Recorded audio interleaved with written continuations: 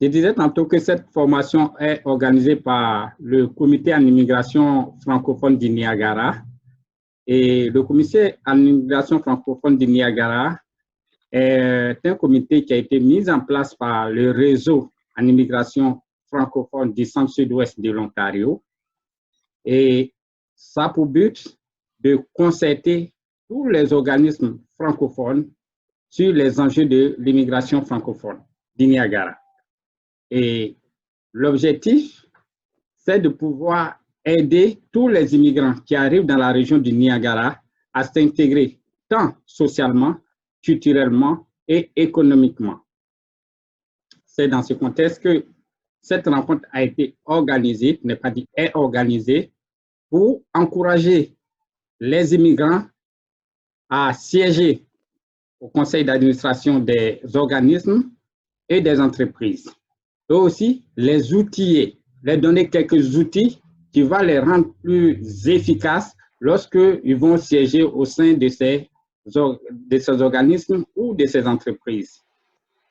Nous sommes accompagnés dans ce projet par le Conseil de la coopération de l'Ontario qui a bien voulu nous mettre à disposition un de ses formateurs, un de ses experts dans le domaine pour venir donner ces outils et répondre aux préoccupations des uns et des autres qui, ces préoccupations, ma foi, pourraient les motiver, les encourager à leur permettre d'avoir confiance en eux pour aller de l'avant dans leur parcours d'intégration en siégeant auprès de ces organismes, en siégeant au sein de ces entreprises.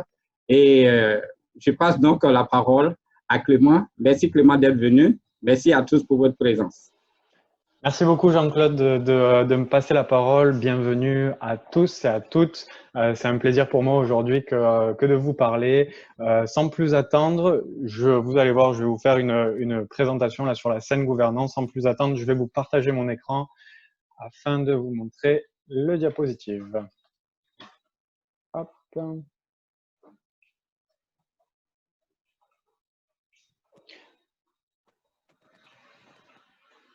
Est-ce que tout le monde voit bien mon écran et est-ce que tout le monde m'entend bien? Oui, oui, oui. C'est bien Merci entendu. beaucoup. Parfait. Merci Jean-Claude.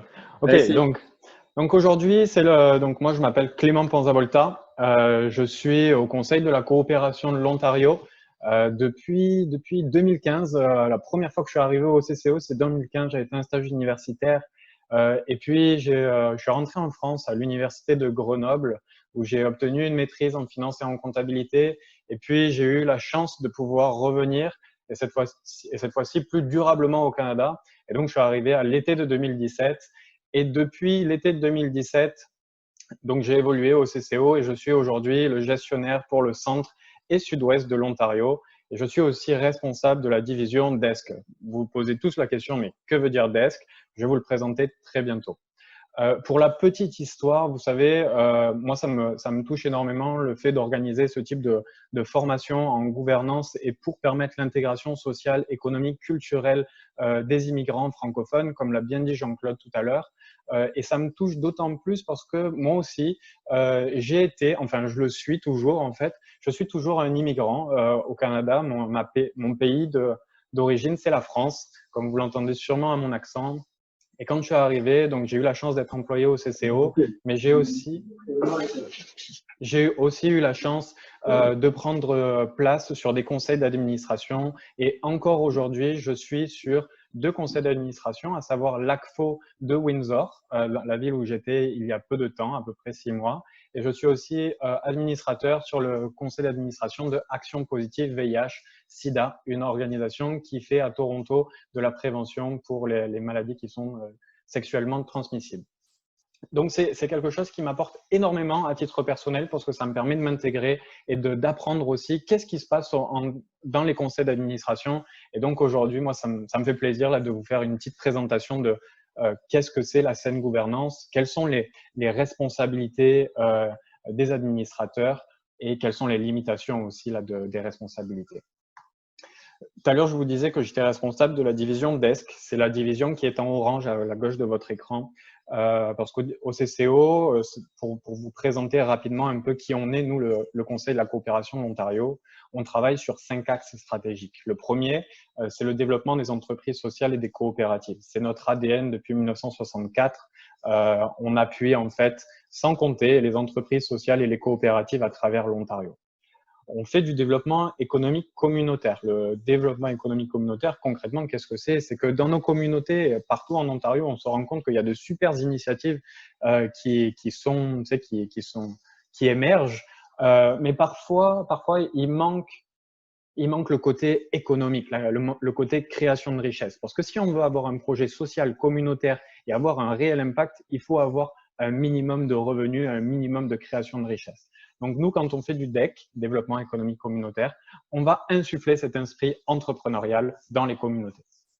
On fait la gestion organisationnelle parce qu'on est des experts renommés depuis 1964 en gestion d'entreprises sociales et de coopératives.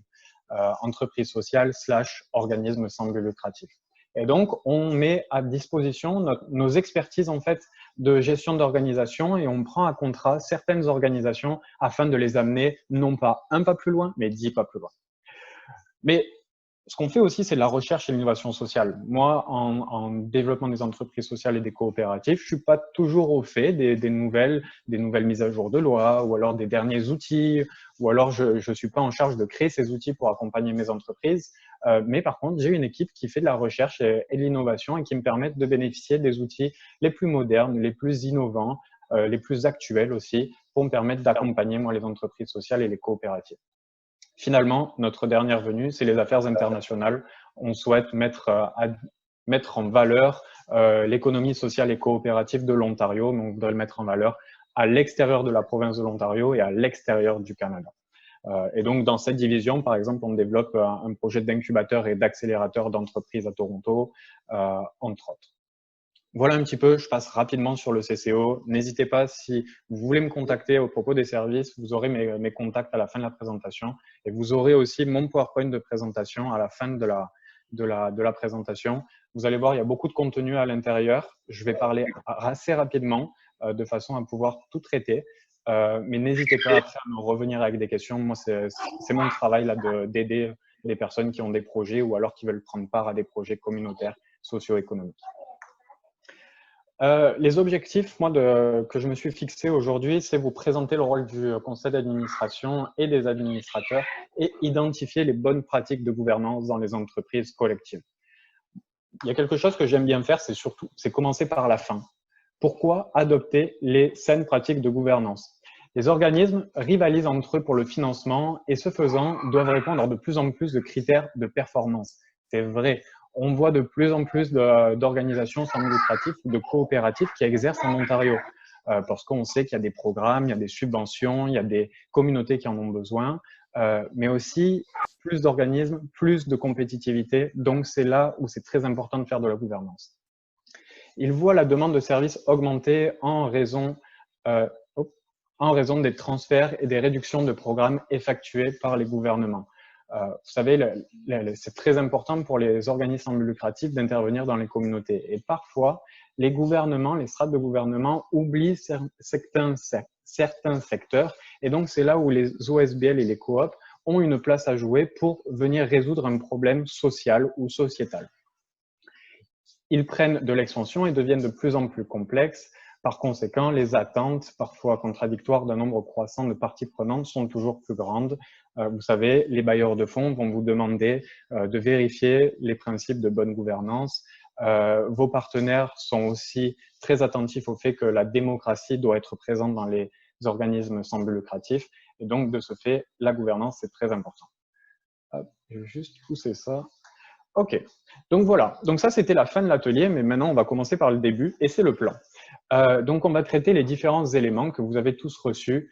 Donc, qu'est-ce que la gouvernance? Qui s'occupe de la gouvernance? Les responsabilités des administrateurs, les outils des administrateurs, en quoi consiste le rôle d'un administrateur, les saines pratiques de gouvernance et sur quels éléments reposent les saines pratiques de gouvernance. N'hésitez pas, si vous avez des questions, si vous avez des commentaires, des interventions, vous pouvez utiliser la barre de chat en tout temps. Vous pouvez aussi utiliser pour vos questions Au milieu, il y a une section Q&A et donc vous pouvez écrire vos questions et on va pouvoir y répondre à la fin. Donc, qu'est-ce que la gouvernance? La gouvernance renvoie à la démarche et à la structure servant à orienter et à gérer l'organisme et ses activités. Le terme stratégie est très important. Ça veut dire que c'est le supra, c'est au-dessus de l'organisation, c'est le conseil d'administration qui va orienter les différentes activités de l'organisation. Vous n'êtes pas en responsabilité d'effectuer les activités. Par contre, en tant que conseil d'administration, vous devez veiller à ce que l'organisme respecte son mandat, sa mission, ses valeurs, son principe démocratique.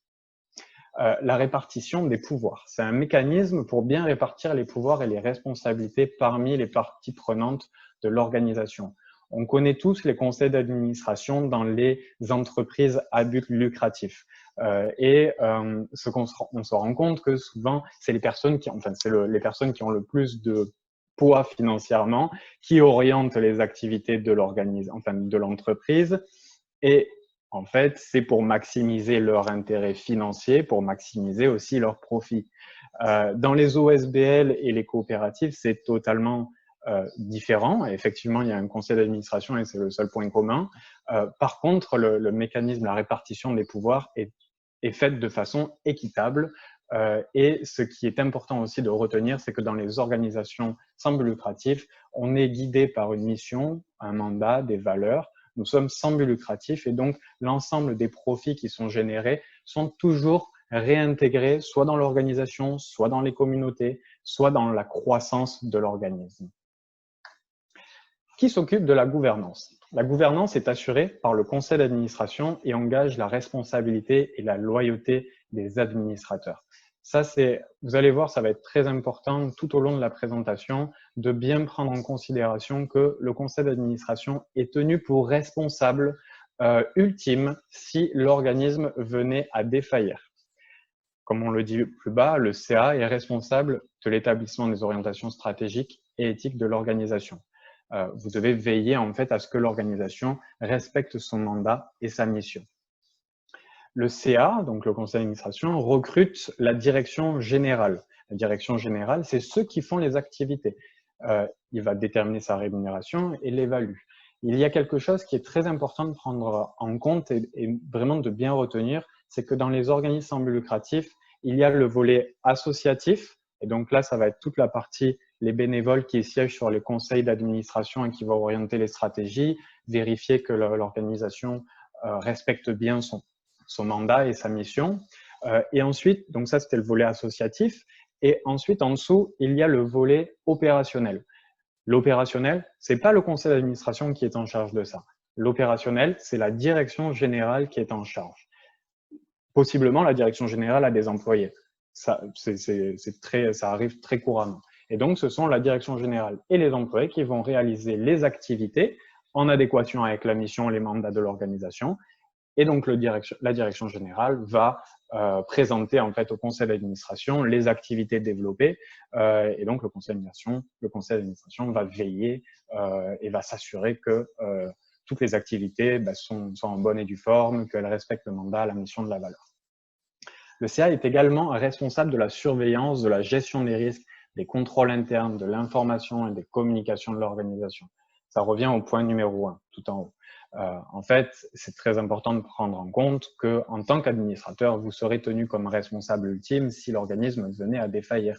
Donc, ça veut dire si vous oubliez de payer un fournisseur, si vous oubliez de payer vos employés et qu'il y a une poursuite, ce sont les administrateurs qui sont tenus responsables collectivement de respecter les engagements de l'organisation. Donc, c'est vraiment très important de prendre en compte que ce poste d'administrateur, bien que bénévole pour la plupart des fois, il engendre des responsabilités. Et donc, ça, c'est ce qu'on va vous présenter pendant la présentation. Alors, tout ce que je vous dis, j'ai oublié de le mentionner, mais tout ce que je vous dis, ça sort de la loi sur les organisations sans but lucratif. J'ai pas mentionné tous les articles à côté de mes phrases, de mes points. Mais bon, si vous souhaitez me demander les articles, je les ai tous et donc ça me fera plaisir de les partager.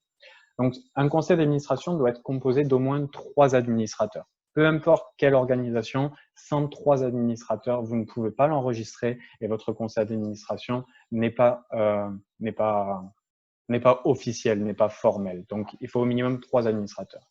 Le nombre d'administrateurs est défini dans les statuts et règlements de l'organisation et le nombre de sièges doit être celui indiqué dans les statuts et règlements. Lorsque vous enregistrez un organisme sans but lucratif, donc vous remplissez des statuts et dans ces statuts, c'est le premier endroit où on indique le nombre d'administrateurs. Parfois, on connaît exactement le nombre d'administrateurs qu'on veut. Donc, on va dire, je connais précisément le nombre d'administrateurs, on le mentionne.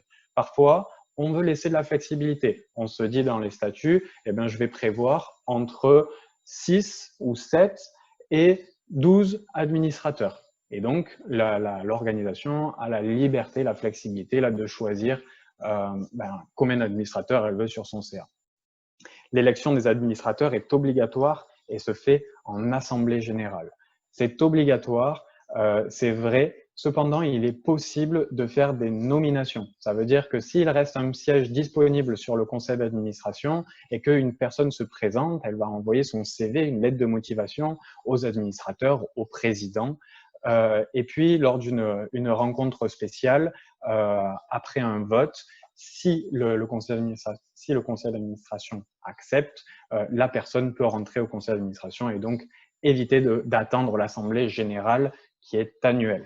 Donc, il faut attendre tous les ans.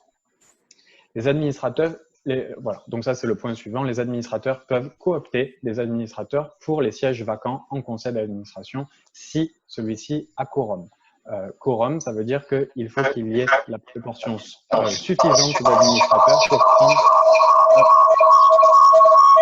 J'ai un problème de son. Ok, là c'est mieux.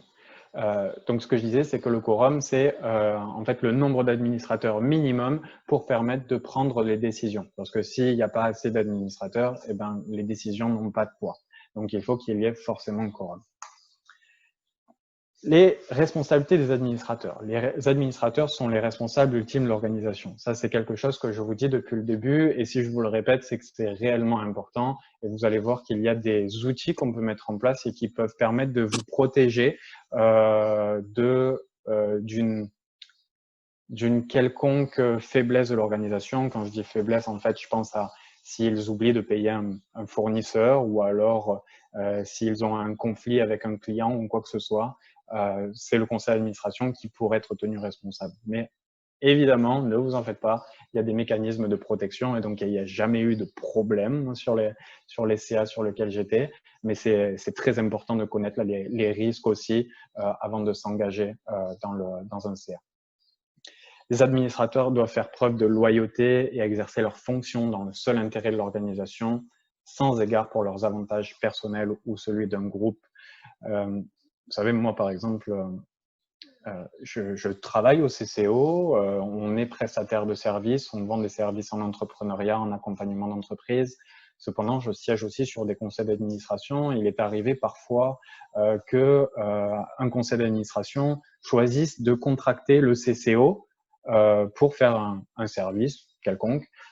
Sauf que moi, j'étais aussi sur le CA. Et donc, dans ce cas de figure, j'ai un conflit d'intérêts. Et j'ai un intérêt avec l'organisation qui demande le service au CCO, mais j'ai aussi un intérêt avec le CCO parce que c'est un contrat qui va être donné au CCO. Et donc, dans ces cas-là, hop, je m'enlève de la décision, je le dis que j'ai un conflit d'intérêts et donc je laisse les autres, s'il y a quorum évidemment, prendre la décision sans me consulter parce que moi, je suis mêlé en fait aux deux organisations. Donc, vous devez bien prendre en considération que quand vous êtes un administrateur, vous êtes aussi un des représentants de l'organisation. Vous véhiculez le message, vous véhiculez les valeurs, vous participez à la promotion, vous participez à la notoriété de l'organisation. Donc, il faut que vous soyez des personnes loyales et que vous exerciez vos intérêts, enfin, que vous exerciez en fonction des intérêts de l'organisation et non pas de votre avantage personnel. Les administrateurs doivent exercer leur pouvoir et fonctions avec intégrité, de bonne foi, au mieux des intérêts de l'organisation. Bon, ça coule de source. Les administrateurs d'une entreprise collective doivent s'assurer de bien comprendre leur rôle, leurs responsabilités et leurs obligations. s'il y a quelconque poursuite, un jour, admettons, vous ne pourrez pas dire « je ne savais pas ». Quand on devient administrateur, on doit savoir. Donc, vous devez savoir que vous êtes les personnes qui veillent à la stratégie d'un conseil d'administration. Donc, vous veillez au fait que l'organisation doit respecter son mandat, sa mission, ses valeurs. Vous devez aussi respecter votre engagement en tant que membre du conseil d'administration. Donc, vous devez être représenté à chaque fois qu'il y a une réunion. Et puis, voilà, vous participez à la promotion de l'organisation en permanence. Alors, on répète, hein, les administrateurs sont solidairement responsables envers l'organisation pour le non-respect des lois en vigueur. Et c'est quelque chose qui est réel, donc il faut absolument que vous soyez au fait sur ça. L'administrateur qui est présent ou alors absent à une réunion mensuelle, bimensuelle, semestrielle, annuelle est réputé avoir acquiescé aux décisions. Ça veut dire que si vous êtes présent ou pas présent à une réunion, si vous n'avez pas fait savoir que vous n'étiez pas présent, vous avez participé en fait à prendre la décision. Cependant, il y a des cas, des exclusions en fait. Si vous faites consigner votre décision, votre refus d'aller dans le même sens que les autres administrateurs, si vous le faites donc consigner au procès verbal ou vous faites parvenir un avis écrit de dissidence durant la réunion ou en avis de secrétaire de réunion durant celle-ci. Donc, si vous n'êtes pas d'accord avec une décision qui est prise, vous devez soit le dire au secrétaire, soit vous devez envoyer un courriel pour dire « je ne suis pas d'accord avec cette décision ». Et à ce moment-là, ça va être enregistré dans le procès verbal que vous étiez contre.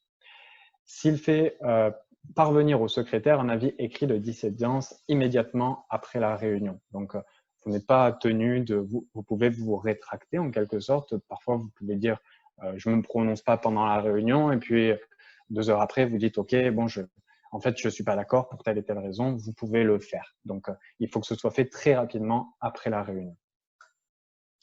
L'administrateur doit divulguer tout conflit d'intérêt d'importance avec l'organisation.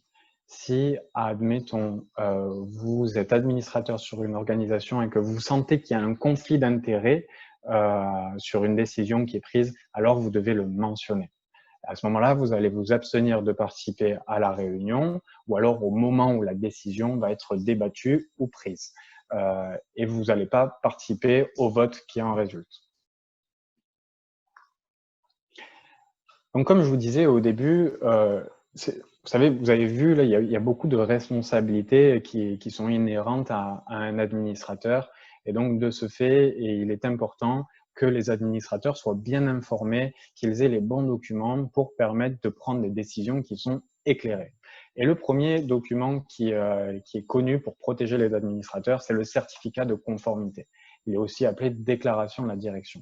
Il s'agit d'un document où la direction et parfois le contrôleur ou le comptable déclarent que tous les paiements requis par la loi et pour lesquels le CA pourrait être tenu responsable conjointement ont été affectés et déclarent s'il y a poursuite ou non face à l'organisation. Concrètement, ce que ça veut dire que l'organisation a payé les fournisseurs qu'elle devait, elle n'a plus de dette envers ni les employés, ni les fournisseurs, ni d'éventuels partenaires ou prestataires de services. Ce document va permettre aux administrateurs de s'assurer au mieux de leur connaissance et sans ingérence que leurs devoirs face aux paiements requis par la loi et aux conditions des employés sont respectés. Donc là, c'est un moyen de vous assurer que les employés sont payés, normalement qu'ils ont la période normale de vacances, etc. et que donc les employés ne vont pas vous poursuivre ou le conseil d'administration parce qu'ils n'ont pas eu la somme des salaires qui leur étaient dus. Le CA peut toujours être poursuivi pour non-respect des obligations, toutefois il risque d'être déclaré non responsable et pourra retourner le recours envers les signataires du certificat de conformité. Donc là, il risque d'être déclaré non responsable. Oui. Si le certificat de conformité est bien fait, l'employé peut quand même venir vers vous et vous attaquer, mais la décision de justice sera un non-lieu parce que vous aviez été au courant que le certificat de conformité était conforme et donc c'est les signataires qui vont endosser la responsabilité. Le certificat doit absolument être signé par la direction et doit être daté. Il doit inclure toutes les informations nécessaires et une copie papier doit être remise à chaque administrateur. Donc le lieu, la date, les personnes présentes, etc. Vous pouvez voir après facilement là sur Internet toutes les informations qui sont nécessaires pour qu'un certificat de conformité soit conforme. L'assurance des administrateurs. Bon, c'est quelque chose qui est, je vais dire, peu commun. Nous, en tout cas, au CCO, on ne l'utilise pas et dans les organisations dans lesquelles je siège et dans lesquelles j'ai des expériences, on n'utilise pas d'assurance des administrateurs. Il arrive parfois que l'assurance des administrateurs soit comprise dans l'assurance de l'organisation. Donc ça, je vous invite à vous renseigner auprès de votre assureur. Et donc, l'assurance des administrateurs est une assurance qui est contractée par l'organisation au nom du conseil d'administration qui vise à couvrir les administrateurs en cas de poursuite pour faute, non-respect de la loi ou toute responsabilité individuelle ou conjointe résultant d'une décision prise en CA.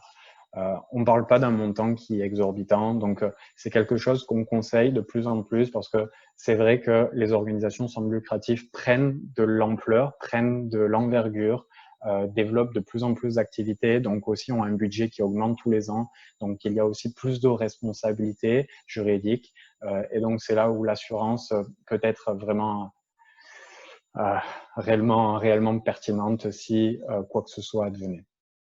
Les administrateurs devraient veiller à ce que leurs assurances soient toujours en vigueur et que les paiements sont effectués auprès de leur direction générale. Cela peut être inclus à la déclaration de la direction. Vous savez aussi, tout bien que moi, qu'une assurance, ça se contracte annuellement et que la plupart des assurances, ce n'est pas tacite reconduction. Donc, il faut redemander il faut redemander en fait une adhésion à l'assurance. Souvent, une réadhésion, ça va plus vite, mais il faut bien s'assurer que l'assurance, elle soit en place. Donc, soit vérifier autour de janvier, si on part sur une année d'assurance calendaire, vérifier autour du 1er avril, si on part sur une... S'il vous plaît, Clément. Oui. Je peux vous interrompre un peu? Avec plaisir, je vous écoute. L'assurance dont vous parlez, c'est quelle sorte d'assurance? C'est une assurance en fait qui va permettre de couvrir les administrateurs du conseil d'administration au cas où l'organisation a failli à ses devoirs. Par exemple, l'organisation embaucher une direction générale pour, admettons, 50 000 $ par année, mais la direction générale n'a pas été payée parce que, peu importe la raison, et donc cette assurance, en fait, l'employé, la direction générale va lancer un recours juridique devant un tribunal pour se faire payer. Et donc, le tribunal va venir chercher les administrateurs pour dire « mais pourquoi vous ne l'avez pas payé? Il faut payer ». Mais vous, en tant qu'administrateur, vous ne voulez pas être tenu responsable de ça parce que vous êtes bénévole, vous travaillez sur la stratégie. La direction générale était aussi en charge de développer les activités nécessaires pour pouvoir se payer.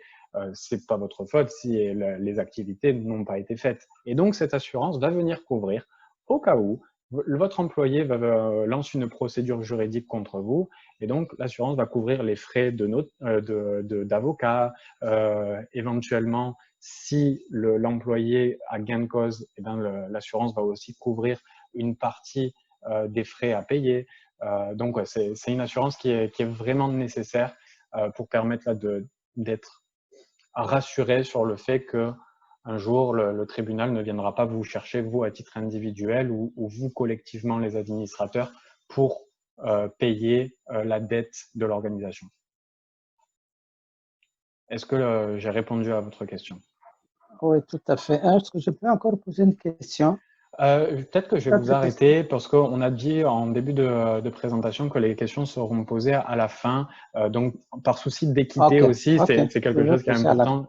Si vous pouvez la garder, on y répondra à la fin. Merci beaucoup.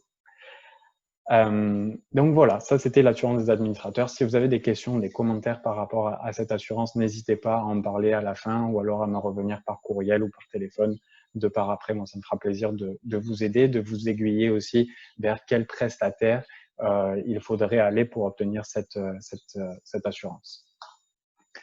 Les états financiers et le rapport d'audit et de vérification.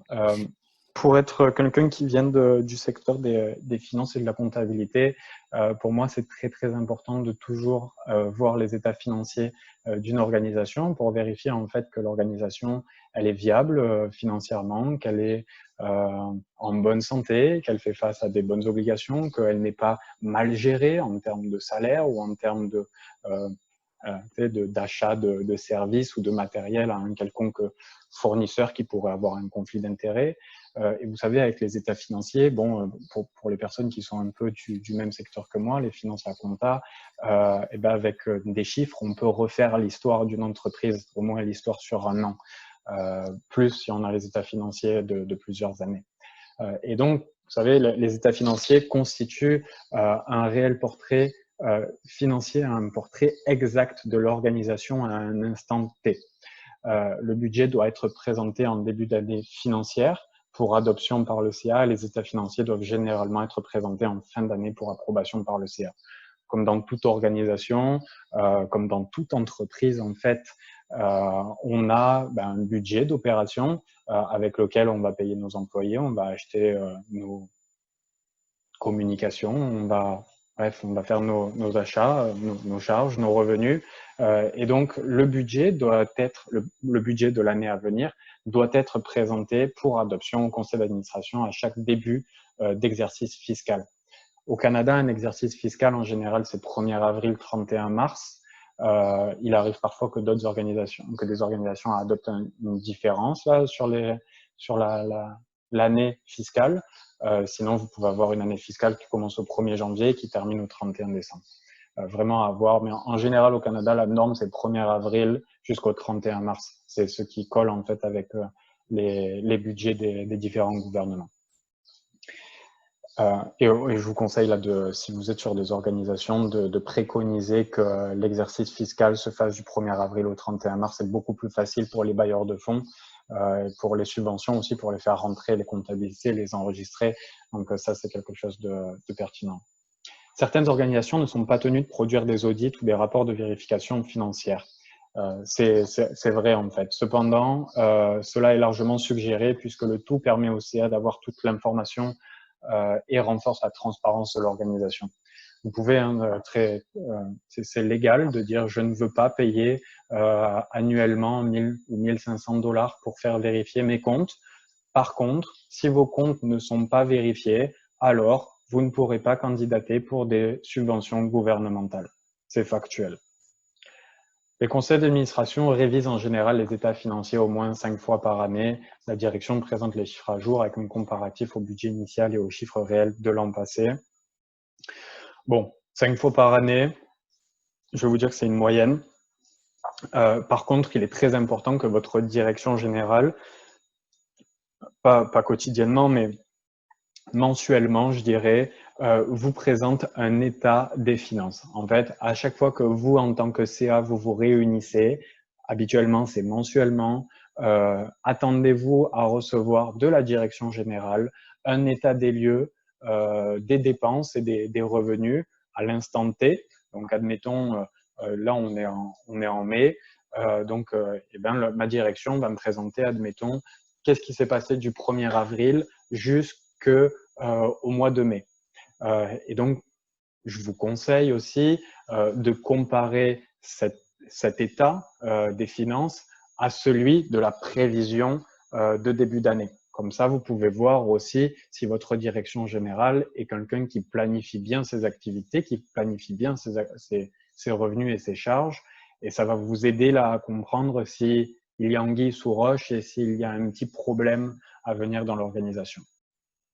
Les CA révisent en général les états financiers. Les administrateurs doivent prendre le temps de consulter les documents, de préférence à l'avance, et de poser toutes leurs questions. Je sais, et moi le premier, je suis inondé de courriels journalièrement, et donc c'est parfois difficile de prendre connaissance des documents du conseil d'administration en avance des réunions. Cependant, c'est primordial. Parce qu'on doit être au courant exactement de l'ordre du jour, qu'est-ce qui va être discuté pendant la réunion, parce qu'on a besoin d'être efficace quand on fait une réunion du conseil d'administration. En général, ça dure 1 heure, peut-être 2 heures. J'ai vu des organisations, c'était 3 heures.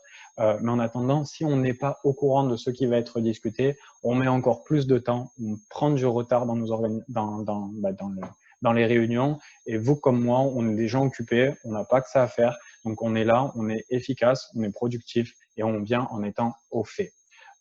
Surtout que si vous lisez les documents pendant la réunion, je suis persuadé qu'il y a plein d'éléments que vous allez sauter, omettre, et donc votre responsabilité pour être engagé si ce petit problème en fait pourrait impacter la solvabilité ou les liquidités de l'organisation. La consultation des états financiers prend généralement 1 heure dans une réunion. C'est une moyenne, ça dépend vraiment de la taille de l'organisation, ça dépend vraiment de la complexité des finances. En général, c'est moins longtemps, je dirais que c'est à peu près 20 minutes, 30 minutes. Évidemment, s'il y a des points saillants à discuter, il faut le faire pendant ce moment-là. Et donc, c'est là aussi où c'est très important de prendre connaissance à l'avance de tous les documents qui sont envoyés par le secrétaire et la direction générale de façon à préparer le conseil d'administration, enfin la réunion du conseil. Dans les conseils d'administration, on voit habituellement la mise en place de différents comités. Vous voyez à l'écran des exemples de comités. Il y a la comité de direction, de ressources humaines, d'audit, de planification stratégique, de candidature, de communication. Bref, il y en a plein et on pourrait encore en nommer plein. Ce qui est important, c'est de mettre en place les comités qui sont pertinents pour votre organisation. Et donc, si vous êtes, admettons, dans un processus de recrutement d'une direction générale, je vous conseille fortement de mettre en place un comité de ressources humaines qui va être composé de plusieurs personnes qui sont membres du conseil d'administration et qui, c'est un plus, ont des compétences en ressources humaines et ils vont permettre là, de pouvoir lancer le processus de recrutement en bonne et due forme. Je vous invite aussi à mettre en place un comité d'audit et de planification financière avec des gens qui ont les compétences adéquates pour aider en fait la direction générale à faire des budgets de prévision, des budgets d'opération. Le comité de candidature, si vous faites par exemple une nomination pour donner un prix pour le francophone de la région de Niagara qui s'est le plus impliqué dans sa communauté, je vous conseille de faire un comité de candidature dans lequel vous allez analyser les différents dossiers qui ont été reçus là, pour les personnes qui veulent recevoir la récompense. Comité de résolution, comité ad hoc, comité de communication. Comité de communication, il est important aussi. Ça, c'est pour vérifier en fait que les communications internes et externes de l'organisation sont en bonne et due forme avec la mission, le mandat, les valeurs de l'organisation. Et c'est aussi pour orienter la stratégie des communications. Surtout, ne perdez pas de vue que dans les organisations sans but lucratif, il y a 2 volets. Le volet associatif, qui est en fait la gouvernance, le conseil d'administration, qui embauche la direction générale. La direction générale, c'est tout le volet opérationnel et c'est eux qui en fait réalisent les activités. Et donc, après la direction générale va rendre compte des activités aux membres du conseil d'administration et à la présidence. Les pratiques de saine gouvernance.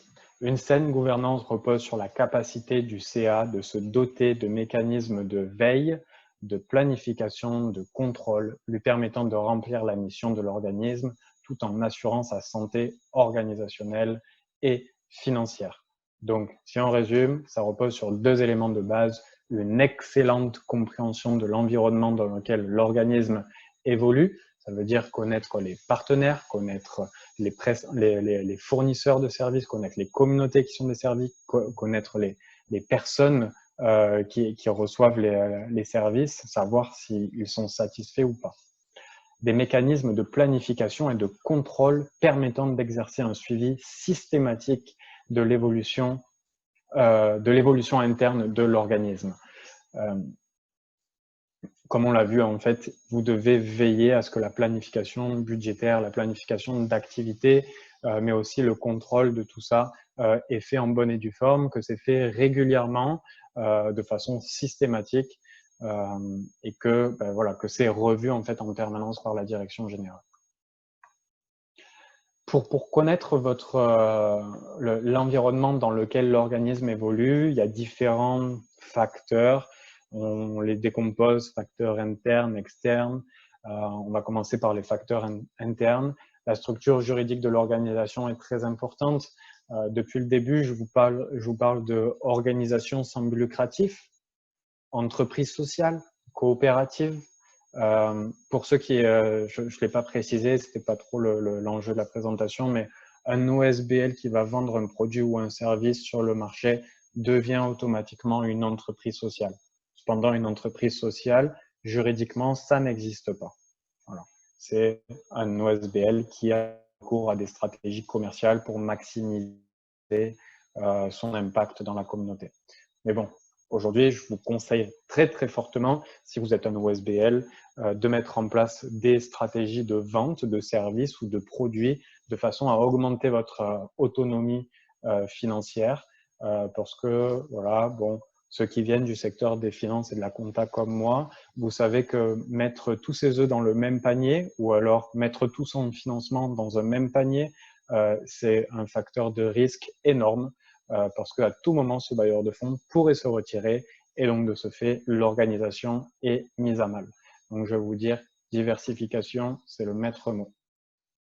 La structure juridique de l'organisation, donc ce que je vous disais, il y a les coopératives, il y a les organisations sans but lucratif. La mission de l'organisation, vous devez être bien au courant de quelle est la mission pour laquelle l'entreprise a été enregistrée et est-ce que les activités sont réellement en relation avec la mission. Les valeurs de l'organisation, la taille du conseil d'administration, les critères de sélection de membres du CA. On va s'attarder un petit peu à ça. Je vois très souvent des conseils d'administration qui sont composés d'amis ou de personnes qui s'entendent bien, ou alors des personnes qui viennent d'un secteur similaire. C'est pas forcément bon, je vous dirais. C'est un peu comme les finances, il faut diversifier. Je vous conseille fortement d'avoir des personnes qui sont spécialisées en questions juridiques, des personnes qui vont être plutôt spécialistes dans la comptabilité, les finances, une personne qui va être dans le marketing, dans les communications, pourquoi pas dans les ressources humaines, pourquoi pas aussi quelqu'un qui a été employé d'une organisation et qui pourrait avoir la vision du terrain. Donc, il existe plusieurs outils. On en a aussi au CCO de matrices en fait qui permettent de synthétiser les compétences du conseil d'administration que le conseil d'administration a actuellement et d'identifier aussi les compétences qui manquent sur le CA. Donc ça, c'est quelque chose, vous avez des outils qui sont à disposition et je vous conseille là de vraiment les mettre en place parce que ça permet d'avoir un conseil d'administration qui est hétérogène et donc qui est beaucoup plus pertinent quand il s'agit là de questions vraiment techniques. Moi, si demain vous me lancez sur une question du marketing ou des communications là dans les réseaux sociaux, bon, ok, je suis jeune, mais non, moi, j'aime pas trop les réseaux sociaux et genre, je suis un peu dépourvu de connaissances. Donc, je préfère laisser ça à des gens qui maîtrisent réellement le sujet. Le fonctionnement, ok, les critères de sélection des membres du CA, le fonctionnement du CA, donc là, ça en revient à tous les principes de communication entre vous, entre la direction générale et le CA, et les membres entre eux, entre les membres du conseil d'administration.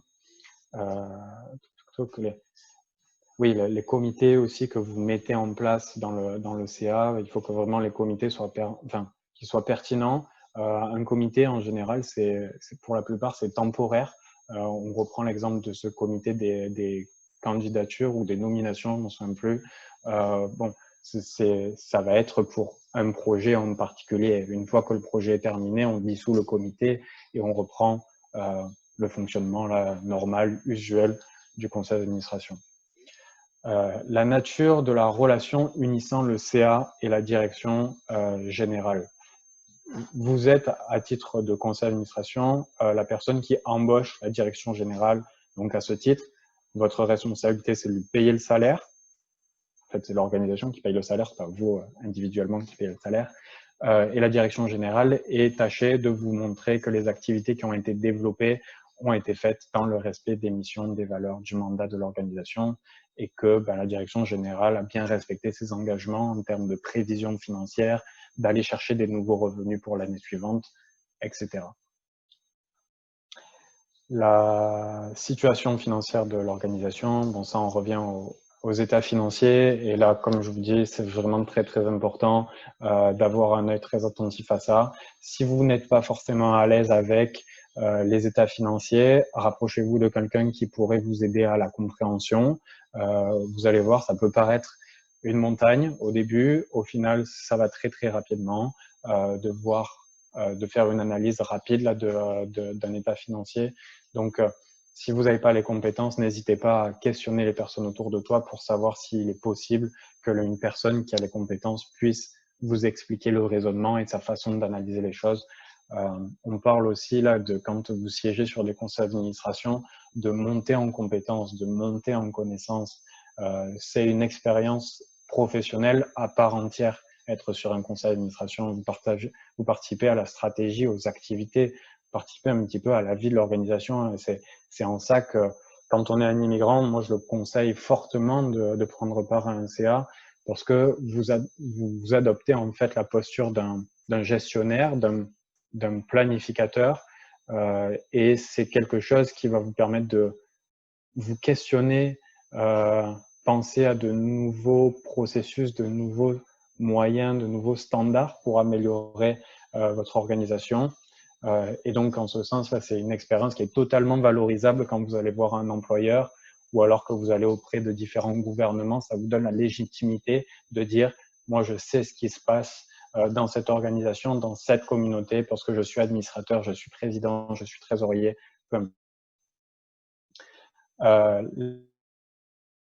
La structure de rémunération de la direction et des employés. Donc, bon, vous devez être au courant aussi là, des différents salaires qui sont versés dans votre organisation et voir si c'est bien en concordance avec les capacités, le processus de réédition de comptes aux membres et aux autres parties prenantes.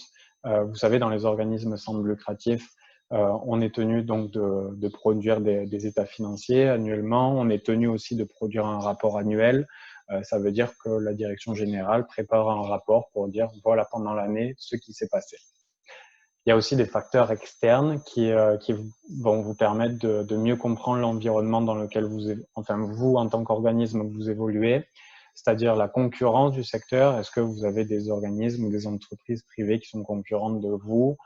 L'environnement socio-économique, on parle aussi de la démographie, des catégories socio-professionnelles, de quelle est votre communauté, quel est le pouvoir d'achat de votre communauté, etc. Les partenaires et les parties prenantes. Dans toute organisation, vous êtes dans un monde ouvert où vous avez des partenaires qui vont vous aider pour communiquer, qui vont vous aider pour faire un projet, qui vont vous aider pour à peu près tout. En fait, concrètement, vous pouvez solliciter des partenaires et c'est très important là, de prendre en considération leurs intérêts à eux pour établir des relations gagnant-gagnant entre vous, organisation, membre du conseil d'administration d'une organisation et potentiellement une potentielle entente avec un partenaire.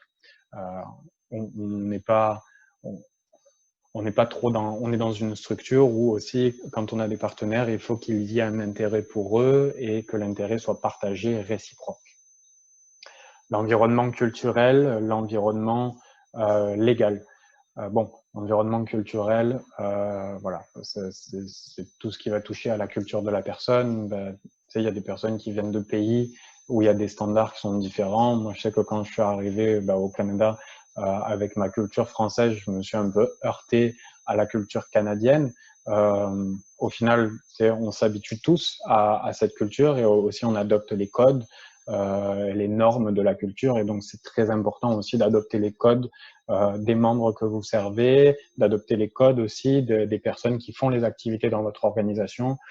Parce que en tant qu'administrateur, vous êtes un gestionnaire, vous devez être aussi un caméléon. Ça veut dire que vous êtes capable de vous adapter à toute situation en fonction de n'importe quelle personne que vous avez en face de vous et faire passer les messages dans la langue ou dans la façon que la personne a de s'exprimer pour que le message soit bien compris.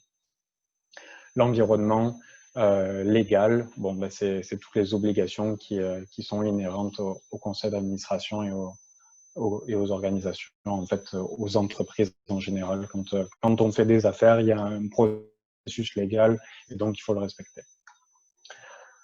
Quelques des mécanismes là de planification et de contrôle. Donc, c'est une stratégie de gestion des risques.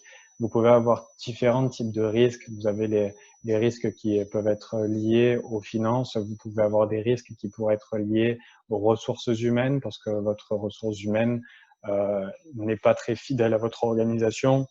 Vous pouvez avoir des risques parce que votre conseil d'administration est dépourvu de compétences en communication ou marketing. Donc, vous devez être des planificateurs, des gestionnaires et anticiper, être proactif sur la résolution d'éventuels problèmes à venir. Plus on prévoit à long terme et moins en fait on a de surprises quand les événements apparaissent. Une évaluation critique des facteurs de réussite de l'organisation et de son plan stratégique. On n'en a pas parlé pendant la présentation, mais en général, quand on prévoit un budget, on prévoit aussi des activités et en fait, le résumé de la planification de toutes ces activités va se retrouver dans le plan stratégique d'une organisation. Un plan stratégique, en général, c'est au minimum 2 années. Nous, notre plan stratégique, c'est sur 3 ans et c'est possible d'avoir des plans stratégiques sur 1 an. Mais en attendant, le plan stratégique va résumer toutes les ambitions et tous les projets que vous voulez mettre en place qui vont permettre de coller avec votre mandat, vos missions, vos valeurs. Et vous, en tant que conseiller d'administration, comme je vous le disais au début, vous n'êtes pas chargé de faire les activités de l'organisation. Vous êtes chargé de veiller à ce que la direction générale respecte bien la mission de l'organisation, le mandat, son contrat de travail aussi, la raison pour laquelle vous l'avez engagé. Et donc, quand la direction générale va vous proposer un plan stratégique, vous devez être critique. Vous devez être critique sur la faisabilité des projets, la nécessité de faire le projet, les moyens à mettre en œuvre pour ça. Est-ce qu'on a les reins solides en quelque sorte pour mettre en place un projet de telle envergure? Vous savez, on a l'habitude de brosser les gens dans le sens du poil et au conseil d'administration, c'est pas forcément ce que je vous encouragerais à faire. La critique, de mon point de vue, est totalement positive et c'est très important pour moi d'aller challenger en fait les personnes qui me proposent un plan stratégique pour être bien sûr que les personnes qui l'ont créé sont bien conscientes de tous les tenants et les aboutissants qui vont être nécessaires là, de mettre en place pour mener à bien ces activités. Donc, moi, je vous encourage fortement, quand vous avez des questions, de les poser. Si vous n'êtes pas trop d'accord, il faut le dire, l'expliquer de façon assez argumentée. Mais en attendant, on est dans un processus d'entreprise et donc on doit être des personnes qui sont clairvoyants sur les potentiels risques à venir et sur les stratégies à mettre en place pour arriver à nos ambitions et éviter les différents risques. Sur quels sont les éléments sur lesquels reposent les saines pratiques de gouvernance. Donc, on est sur la fin de la présentation là, et donc maintenant, c'est vraiment du très, très concis. Vous devez être informé en tout temps des activités de l'organisation. Si vous n'avez pas d'informations qui proviennent de l'organisation ou de la direction générale, posez-vous des questions, c'est pas normal. La création d'un code éthique, on n'en a pas forcément parlé, mais on a parlé des statuts juridiques, des règlements administratifs. Ça, c'est des documents qui sont légaux dans les organisations, donc ça rentre même pas dans la bonne gouvernance, c'est dans la gouvernance légale. Par contre, ce qui est facultatif, c'est de mettre en place des politiques. Et les politiques, ça pourrait rentrer dans un code éthique où vous allez mettre en place une politique, par exemple, sur les ressources humaines, où vous allez dire que vous allez octroyer à vos employés des conditions de travail plutôt avantageuses, vous allez leur permettre d'accéder à un fonds de retraite, vous allez pouvoir accéder, ils vont pouvoir avoir des journées maladie, ils vont pouvoir avoir une semaine de congé payé supplémentaire à l'obligation légale. Donc, vous savez, vous pouvez mettre en place des politiques un peu diverses et variées, aussi en termes de quels sont les clients que vous servez dans votre organisation. Si votre organisation est plus spécialisée dans servir des immigrants, est-ce que des immigrants francophones, vous créez une politique en disant ben, si on a un immigrant anglophone, la politique c'est que malheureusement on ne peut pas le servir, mais on va l'orienter vers le prestataire qui est adapté en fait, qui a les mêmes services que vous, mais pour les anglophones. Donc concrètement, on pourrait créer des politiques un petit peu sur tout, mais je vous encourage à le faire. Là, tu vois.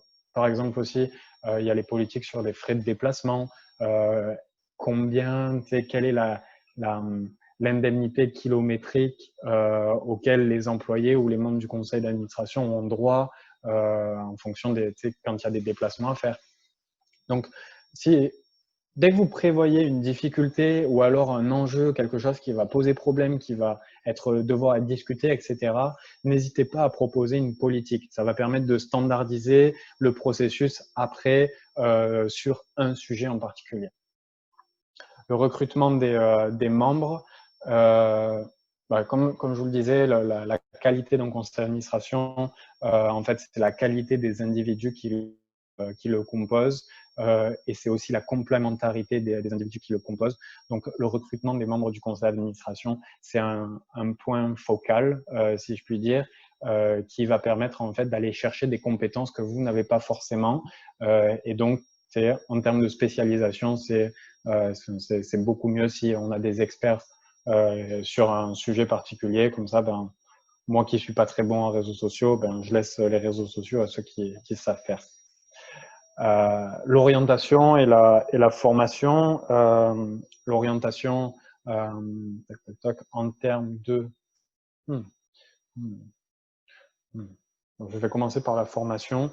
Le conseil d'administration doit être formé en fait de façon, je dirais à peu près annuelle sur qu'est-ce que c'est la bonne gouvernance, quelles sont les activités de l'organisation. Vous devez être les personnes qui en connaissent le plus sur l'organisation. Et donc, à ce titre-là, je vous encourage à demander aussi de la formation à votre direction générale sur des sujets pour lesquels vous n'avez pas forcément de compétences ou de connaissances. Moi, je me souviens, il n'y a pas si longtemps, au conseil d'administration de Action Positive, on avait demandé à la direction générale s'il était possible d'obtenir une formation sur un sujet qui m'échappe. Et donc, la direction générale avait fait le nécessaire pour qu'on puisse avoir un consultant externe qui vienne nous expliquer le sujet dont on avait besoin. Et puis, l'orientation. L'orientation, c'est un mot qui est assez vague. Alors, je ne sais pas trop ce que je voulais dire, pour être honnête, quand j'ai écrit ça, mais je vais vous dire que c'est en fait l'orientation des activités de l'organisation. Et donc, vous, en tant que responsable ultime du mandat et de la mission de votre organisation, vous devez bien vérifier que votre direction générale oriente ses activités en fonction du mandat et de la mission de l'organisation. Et ça, vous pouvez le voir dans le plan stratégique de l'année, ou alors vous pouvez le voir dans les rapports que votre direction générale vous fait à peu près mensuellement quand vous rencontrez pour les réunions du conseil de la direction. Donc voilà un petit peu là les éléments sur lesquels reposent les saines pratiques de gouvernance. Comme vous avez pu le voir dans la présentation, il y en a beaucoup, mais c'est vraiment quelque chose de formateur parce que vous allez apprendre, vous allez monter en compétences et vous allez être amené à vous intéresser à des domaines qui ne sont pas forcément dans vos champs d'expertise. Et donc, en fait, on en revient à la fin de la présentation que je vous ai présentée au début. Pourquoi il faut adopter ces saines pratiques de gouvernance? C'est parce que si vous voulez obtenir du financement ou des subventions de la part de bailleurs de fonds, vous voulez être crédible devant vos potentiels financeurs ou alors la communauté qui vous finance, vous devez être capable de justifier de votre principe démocratique de gouvernance, comme quoi c'est une personne, une voix, et que vous avez mis en place là, tous les mécanismes qui permettent de contrôler que votre organisation va dans la bonne direction. Il voit la demande de services augmenter en raison des transferts de réduction de programmes effectués par les gouvernements. Comme je vous disais au début, les gouvernements parfois oublient de développer des programmes pour une certaine catégorie de personnes parce que c'est difficile d'atteindre les immigrants francophones, parce que c'est difficile de savoir où ils sont, etc. Et donc, c'est là où le gouvernement va déléguer à des organisations, des coopératives, cette résolution de problèmes. Et donc, plus il y a d'enjeux sociétaux, plus il y a aussi d'organisations qui viennent pour combler ces manques. Et donc, ça crée beaucoup de compétitivité entre les organisations. Et donc, vous devez être des modèles, vous, à votre position d'administrateur, vous devez être des modèles de gouvernance pour l'organisation. Ils prennent de l'expansion et deviennent de plus en plus complexes. On parle des organisations. Par conséquent, les attentes parfois contradictoires d'un nombre croissant de parties prenantes sont toujours plus grandes. Les parties prenantes vont vous demander en permanence des rapports d'audit, vérifier votre crédibilité, votre solvabilité, d'où proviennent vos fonds, comment vous les utilisez. On a beaucoup d'organisations qui ont été pointées du doigt ces derniers mois, ces dernières années pour mauvaise gestion ou alors ingérence tout court. Donc, c'est vraiment très important, si vous ne voulez pas être mis sur le devant de la scène, mais de façon négative, de bien faire en sorte que vous ne manquez pas à vos responsabilités.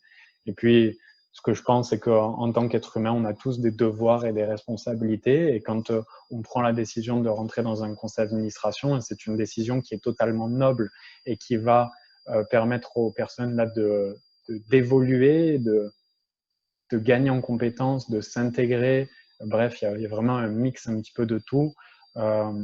C'est très important en tant qu'homme en tant qu'homme et femme là, de parole, de respecter ses engagements et ses responsabilités. Voilà, c'est à peu près tout pour moi. J'espère que je vous ai pas trop ennuyé. J'espère que c'était plutôt intéressant. Il nous reste maintenant, je vois, 20 minutes. Donc, on a cette période-là pour prendre des questions. Je vous laisse aussi mes informations à l'écran. Si vous souhaitez me contacter de part après, ça me fera plaisir de vous répondre à vos éventuelles questions, commentaires ou quoi que ce soit. Donc, je vais arrêter mon partage d'écran. Merci Clément, merci pour cette formidable présentation où tu as allié pratique et perception générale du conseil d'administration. C'est que j'ai retenu quelques points quand même qui sont formidables. Je retiens que c'est l'endroit où nous pouvons développer des compétences, nous pouvons augmenter notre niveau de connaissances et nous pouvons apprendre à gérer les risques, à évaluer les entreprises, à faire de la planification, à prévoir des stratégies, à créer des politiques et à être capable aussi de s'adapter, disons, à des personnes ou à des manières de faire. Et tout ça, pour moi, c'est vraiment formidable. Et tu as ajouté que c'est une expérience valorisante pour tous ceux qui vont siéger à ces conseils d'administration. A priori, lorsque la présentation est faite, on peut être un peu sceptique, dire, oh, il y a beaucoup de risques. Est-ce qu'en partant, je ne prends pas trop de risques? Et en même temps, tu as profité pour présenter que oui, il y a des risques, mais ces risques sont couverts par, disons, des assurances et puis des formations qui ont lieu et tout ça là. Vraiment, merci beaucoup. Je voudrais dire aux participants qu'il y a un sondage à la fin. Je vais vous laisser le temps de poser toutes vos questions à Clément. Merci et posez vos questions. Merci beaucoup, Jean-Claude. Tu as retenu pas mal de choses. Bonjour, Joanne-Louise. Bonjour, je m'excuse de m'être connectée en retard, mais je savais que je ne pouvais pas être à la maison avant 2h30. J'ai bien aimé la deuxième partie, en tout cas, ce que j'ai vu, là, c'est excellent. Là, ça complète ce que je pensais d'une gouvernance. J'ai déjà siégé sur des conseils d'administration jusqu'à il y a 2 ou 3 ans, mais ça faisait longtemps que je n'avais pas eu de formation. Et puis, mais là, je me demande, est-ce que la présentation, le diaporama, est-ce qu'il va être disponible? Est-ce que je pourrais avoir l'utilisation de la première partie, au moins? Évidemment, oui, je l'avais dit au début de la présentation, Joanne-Louise, mais oui, il n'y a aucun problème. Je vais envoyer ma présentation à Émilie et Jean-Claude et après, ils pourront librement vous la partager pour que vous ayez accès à la première partie. Je vais vous dire, vous avez eu de la chance parce que cette présentation, en général, je marque quasiment rien sur mes diapos. Cette fois-ci, j'ai vu que c'était de la gouvernance et qu'il y a quand même pas mal d'aspects légaux, j'ai beaucoup écrit et donc vous allez pouvoir vous comprendrez toute cette première partie. Et n'hésitez pas, si vous en sentez le besoin, la nécessité ou l'envie de me questionner, même de par après, vous avez mes informations, courriel, email, je vais les écrire dans la barre de chat juste après pour que voilà, on puisse commencer une conversation entre nous. Ben, parfait, merci beaucoup. Merci beaucoup. Avec plaisir. S'il vous plaît, Clément. Oui. Merci beaucoup pour la présentation. Oui. C'est la même préoccupation que j'avais pour nous envoyer la présentation.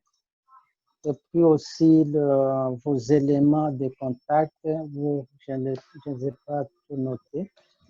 Vous pouvez aussi nous les donner. Je viens de les publier dans la barre de chat.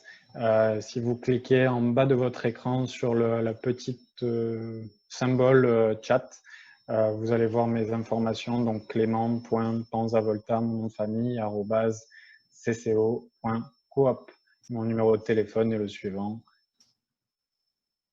Et voici. Émilie, tu réponds par rapport à la présentation?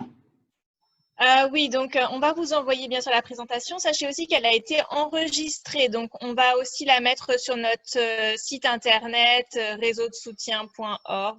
On vous donnera toutes les informations, donc vous allez aussi pouvoir diffuser si vous avez besoin ces informations. Pas de souci. N'hésitez pas, hein, si vous avez des commentaires, des questions, peu importe, moi ça me fait toujours plaisir là, de les entendre. Aussi, même s'il y a des choses que j'ai mal présentées ou quoi que ce soit, n'hésitez pas à me le dire. Moi, je suis quelqu'un où j'apprécie la critique et ça me permet de m'améliorer en permanence. Donc allez-y, sentez-vous libre, ça me fera plaisir. Oui. Oui, Bonjour Clément. Pardon Nelson, oui. Oui, ma préoccupation est juste par rapport au cadre culturel. Le cadre culturel, parce que vous savez, nous qui venons de l'Afrique, les conceptions de l'entreprise ou les conceptions de la gestion diffèrent un peu de ce que nous vivons ici au Canada. Si vous pouvez être un peu beaucoup plus large en cette matière, c'est-à-dire organiser peut-être un autre cadre que nous allons peut-être soumettre au centre de santé, et, que ce soit un peu, pas virtuel comme nous le voyons là, mais une formation qui pourra nous permettre à comprendre mieux, parce que moi personnellement, je suis vraiment intéressé et j'en profite pour remercier les centres de santé et vous remercier et de cette bonne volonté de pouvoir apporter un plus. C'est vraiment un plus dans ce que nous savons. Alors, nous voulons un peu une formation un peu beaucoup plus détaillée pour essayer d'avoir une approche un peu beaucoup plus, pas microscopique, mais un peu, vous savez, nous rapprocher un peu de la culture du pays dans lequel nous sommes venus comme seconde nation. Tout dépend de votre disponibilité, éventuellement aussi du centre de santé, hein, pour qu'on essaye vraiment un peu de vous approcher le centre. Parce que j'insiste beaucoup, les termes de référence peuvent être le même, mais l'approche culturelle peut nous rendre un peu aussi une certaine complication dans notre façon de faire. Voilà un peu ma préoccupation. Ben, merci Nelson de nous partager ça. Définitivement, je pourrais être intéressé à donner une formation supplémentaire. Je vous inviterai soit à vous rapprocher de moi, soit du centre de santé pour qu'on puisse étudier là, les différentes possibilités. Sur l'aspect culturel, moi, ce que je tiens à vous dire, c'est que je comprends qu'il y a des différences culturelles par rapport au pays d'origine. Cependant, il est important de prendre en considération que nous sommes au Canada et que donc nous devons nous conformer aussi aux normes et aux valeurs culturelles du Canada. Et ça fait aussi partie du processus d'intégration et d'immigration de pouvoir intérioriser ces valeurs et ces normes qui sont canadiennes. C'est sûr qu'après, dans les organisations, il y a généralement des adaptations qui sont possibles pour permettre aux personnes qui ont une culture ou une façon de faire ou une façon de parler qui est différente de pouvoir le faire plutôt librement. Mais ce que je vous conseille vraiment, c'est de pouvoir faire en sorte que les personnes qui ont des différences culturelles, petit à petit, les gomment, parce que en tant qu'administrateur, vous devez être des caméléons et donc vous devez être capable, oui, de vous exprimer avec ces personnes-là comme dans leur pays d'origine, mais vous devez être aussi capable de comprendre les normes et les valeurs canadiennes et de pouvoir les respecter et les faire respecter dans votre organisation. Mais oui, Dernière préoccupation, que vous dites-vous de la discrimination? Parce que quand je prends cette approche-là, je vois l'aspect discriminatoire lorsque moi j'ai fait une demande, une application pour être administrateur, et on sait que moi j'ai un background congolais ou africain. Est-ce que vous pensez que c'est facile? Voilà, c'est là où je voulais en venir. Vous savez, facile, je vous dirais non. Même moi, en tant que Français, j'avais vécu ça à Windsor.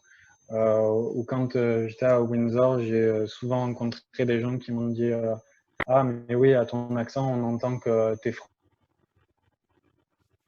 de France. Ah ouais, encore eux, ils sont encore là, etc. Bon, effectivement, ça fait bizarre d'entendre ça. J'avais pas l'habitude et je peux comprendre que ce soit choquant. Moi, ce que je tiens à vous dire, c'est que dans les organisations sans but lucratif et dans les coopératives, dans les valeurs de ces entreprises-là et de ces formes juridiques-là, l'inclusivité de toutes les personnes, de toute race, de toute culture, de toute religion, c'est quelque chose de très important et qui est ancré dans les valeurs de ces entreprises.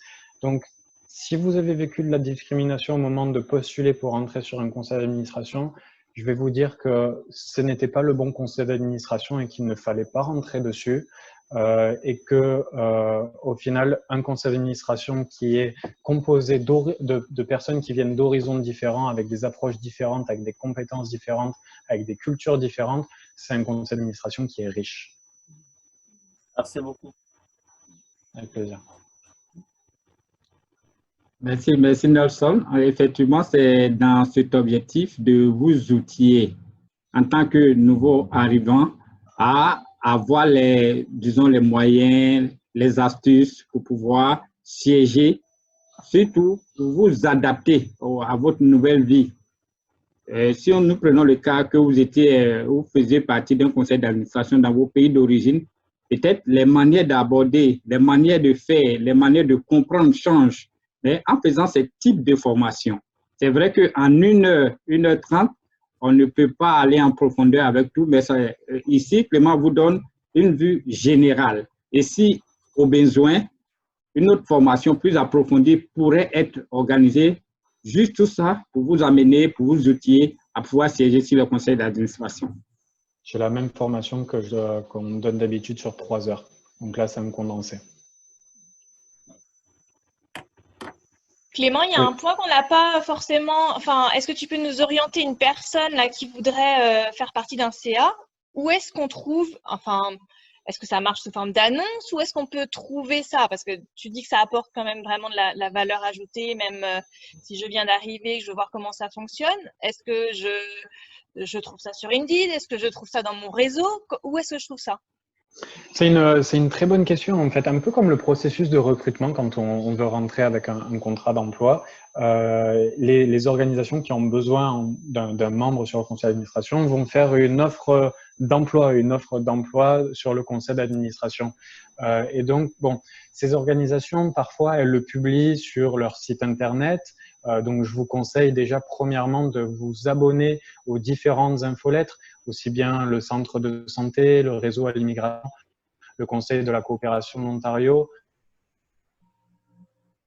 aussi l'Assemblée de la francophonie de l'Ontario. Bref, je vous conseille là de recevoir les infolettes pertinentes parce que c'est aussi là que vous allez pouvoir voir les différentes possibilités qu'il y a dans votre communauté. Vous pouvez... ouais, je dirais oui, c'est le meilleur moyen de le connaître parce que souvent les organisations dans le francophone n'ont pas assez de budget pour publiciser vraiment de partout ces places de bénévoles. Donc souvent ça va passer soit par des communications aux membres ou alors ça va passer par des communications par les différents réseaux francophones. Donc, par exemple, je sais que le réseau de soutien à l'immigration a souvent des infolettres et des newsletters et donc c'est souvent aussi dans ce type d'infolettres qu'on peut retrouver les opportunités de rentrer dans les conseils d'administration.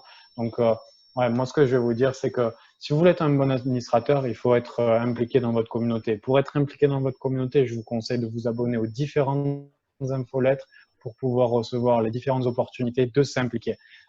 Et donc là, les infolettres, elles sont vraiment diverses et variées. Pardon. Il y en a plein des organisations là, francophones en Ontario. Donc bon, ben, il faut choisir là celles qui sont vraiment dans votre secteur, dans votre intérêt aussi. Et ouais, abonnez-vous aux infolettres. Celle du CCO, elle est bien. Bonjour Emmanuel. OK. J'ai une ou deux questions. Merci beaucoup. L'atelier était vraiment très informatif. J'ai vraiment compris beaucoup de choses. C'est vraiment très bien. Je suis content que tu vas envoyer les informations à Émilie. Comme ça, on pourrait revoir les informations. Je n'ai pas vraiment bien compris au début quand il avait dit que, comme vous avez dit que vous travaillez pour CCO, vous êtes aussi dans les conseils d'administration d'un autre organisme ou bien le même organisme? Non, donc mon emploi, je suis employé au Conseil de la coopération de l'Ontario, mais oui.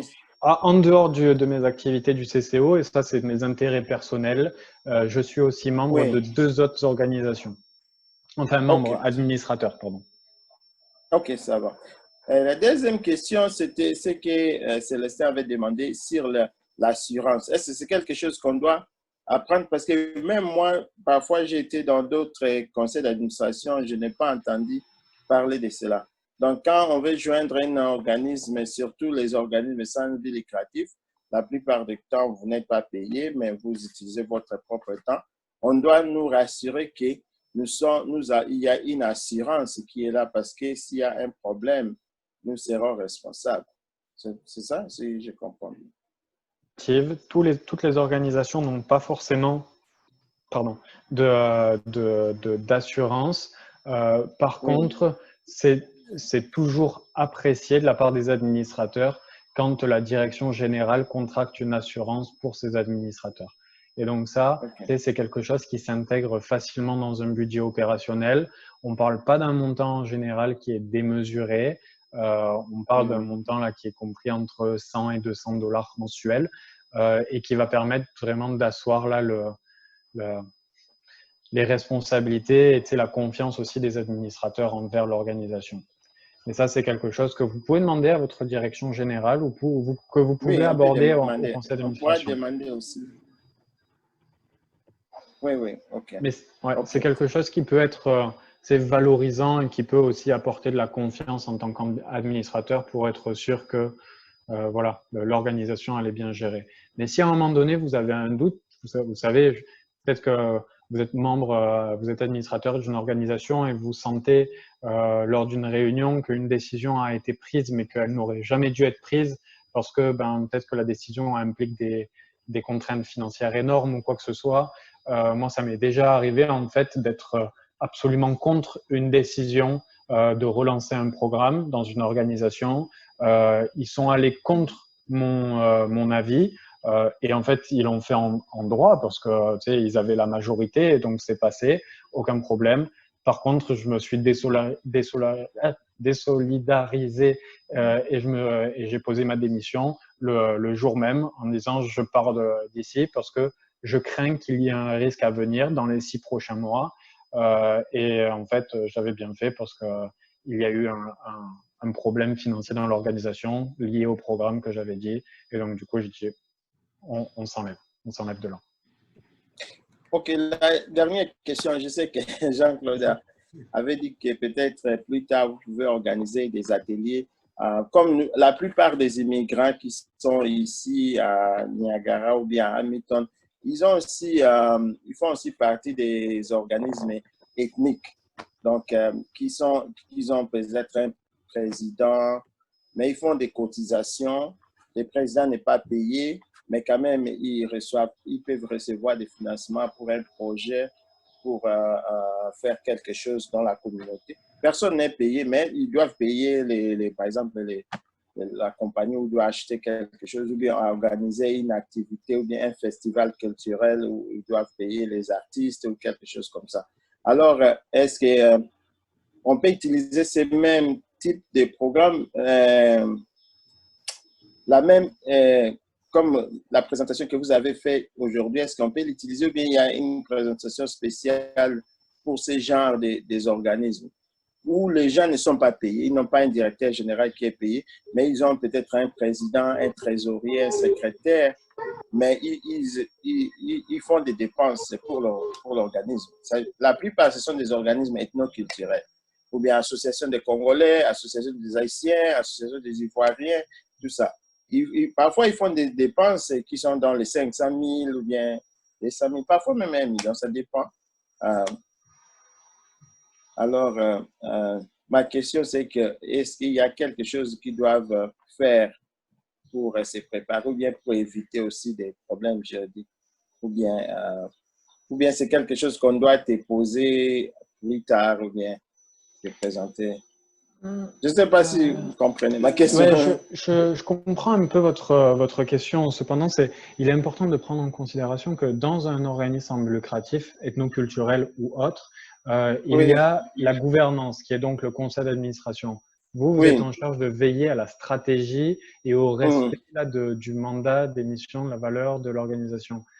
Quand c'est la direction générale qui est en charge de mettre en place des projets ou alors de créer des événements. Et donc, c'est aussi la direction générale qui est en charge de payer les fournisseurs, les prestataires de services, peu importe. Donc, en général, c'est ni le président ni le trésorier qui vont payer les prestataires de services, c'est plus la direction générale. Mais il arrive que donc il n'y ait pas de direction générale, comme vous l'avez bien précisé là, dans certains organismes ethnoculturels, mais d'autres, il n'y a pas forcément d'employés. Et donc, le CA est aussi chargé de faire les activités. Ça peut arriver. À ce moment-là, c'est à peu près la même responsabilité. C'est-à-dire que si vous ne payez pas vos engagements, alors les personnes, vos débiteurs, vont venir vous voir en vous disant « vous ne m'avez pas payé, j'intente une poursuite juridique contre vous ». Et donc là, se pose la question de est-ce qu'il vous reste les fonds suffisants pour le payer, et auquel cas, si vous ne les avez pas, l'assurance, elle est importante. Et si vous ne l'avez pas, il faudra mettre en place une bonne défense juridique ou alors sortir le porte-monnaie. Donc, c'est pour ça que je vous dis vraiment, vous, en tant qu'administrateur, vous devez être au courant de ce qui se passe dans les activités de votre organisation. Jetez un œil à toutes les informations qui sont envoyées par la direction générale. Vous savez, c'est vrai que des fois, on n'a pas forcément le temps, mais ça ne prend pas forcément énormément de temps de bien regarder là les documents. Et ce que je voulais vous dire, et l'idée, mais pas quand même dans les organisations qu'il y ait de l'ingérence ou des problèmes là de ce type qui arrivent. Mais bon, ça peut arriver, donc il faut être au courant et si ça arrive, il faut être préparé et la meilleure façon de se préparer, c'est d'anticiper. Merci, merci beaucoup. Je lance le sondage pendant que vous continuez à poser vos questions. Vous pouvez remplir en même temps. Oh. Est-ce qu'on peut... Ouais, okay. C'est lancé, vous l'avez reçu? Oui.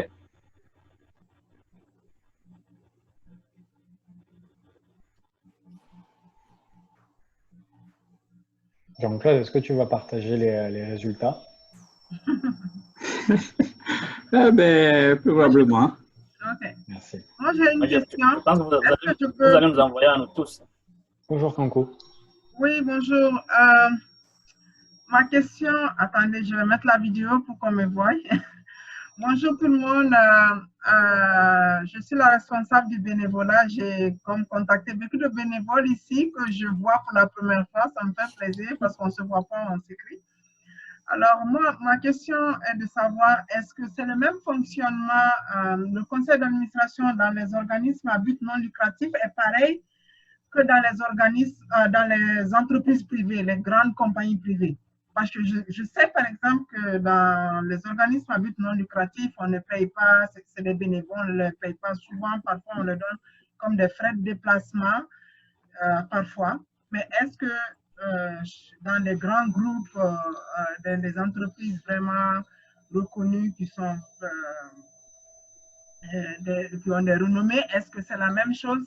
Ils ont d'autres avantages, les membres, ou bien ça fonctionne de la même manière?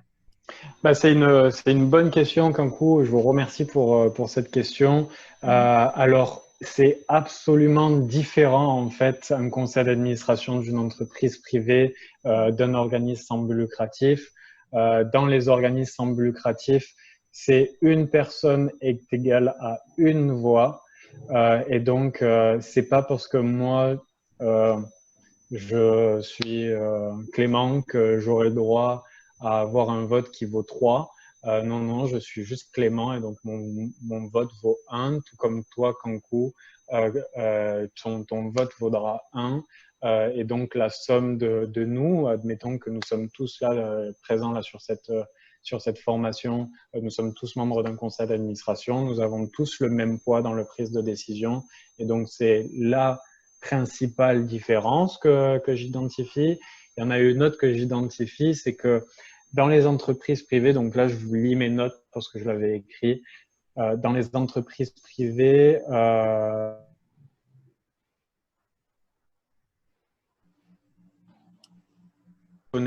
déjà, il y a une différence. Moi, je vous parle d'administrateur et là, on me parle d'actionnaire.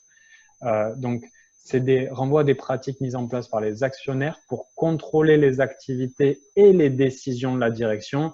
Donc là, il y a la notion de contrôle de la direction, alors que nous, effectivement, on la contrôle, on l'évalue, mais on l'enfreint pas, tu sais, dans des boîtes en lui disant non, tu fais pas ça, non, tu fais pas ça. Elle doit faire les activités en fonction de la mission de l'organisation et les décisions de la direction.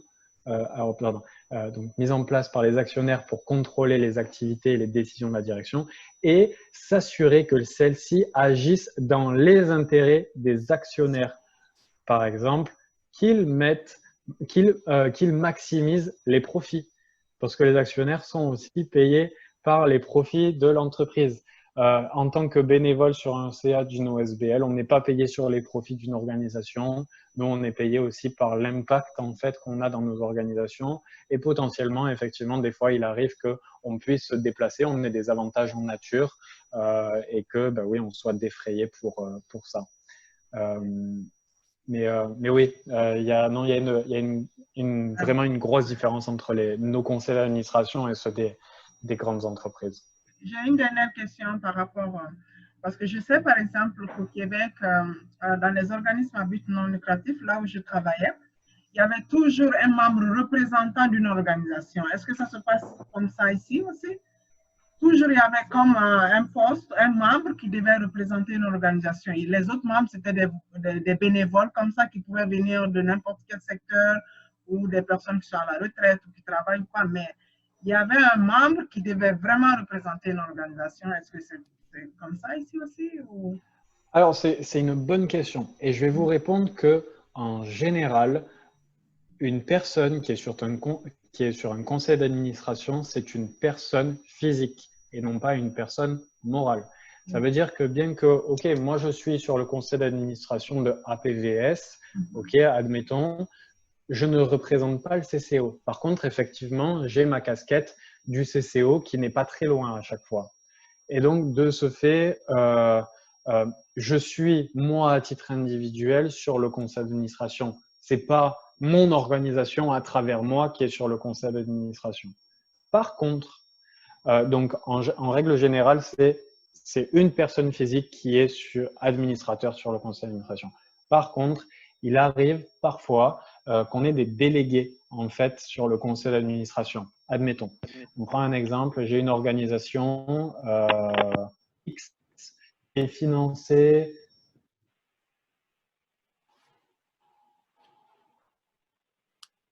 privée, peu importe. Okay, et donc, cette entreprise va dire, vu que je paye ma membriété annuellement de 25 000 $ pour être, je paye cette membriété pour être membre de votre organisation, j'aimerais qu'il y ait un poste de délégué qui soit créé pour me représenter au conseil d'administration.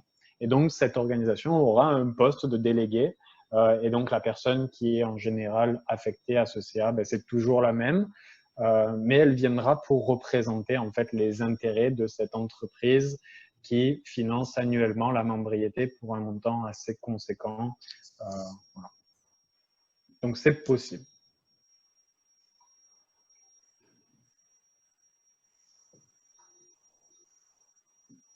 N'hésitez pas si vous avez d'autres questions. Ben, merci à tout le monde. Nous venons de dépasser le temps imparti. Merci beaucoup à Clément qui a bien voulu nous accorder beaucoup de temps et répondre à vos préoccupations. Les discussions, je dirais, sont entamées pour se poursuivre en dehors de cette rencontre. On mettra les contacts de Clément à votre disposition et éventuellement vous pourrez nous contacter pour organiser une autre rencontre peut-être plus physique si la situation le permet.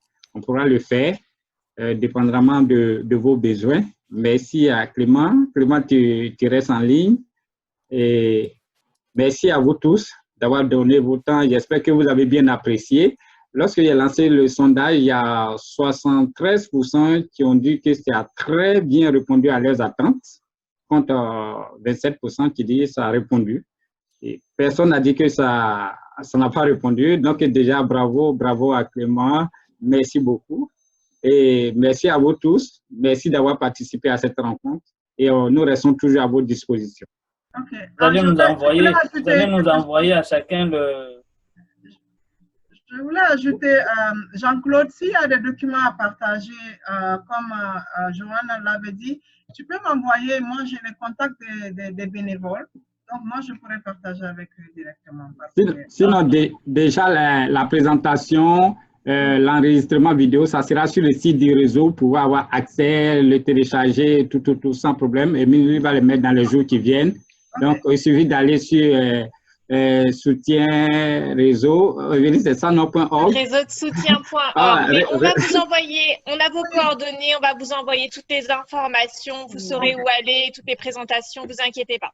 Ok, merci. Et puis, il y a d'autres présentations auxquelles vous n'avez pas pu assister, que vous pourrez avoir accès éventuellement, qui sont les dispositions à prendre l'après-Covid, comment gérer le stress, etc., etc. Vous pourrez voir également sur le site. Donc, vous aurez l'information. Ok, merci beaucoup. Merci à vous tous. Au revoir. Merci, au revoir tout le monde. Merci beaucoup tout le monde. Au revoir.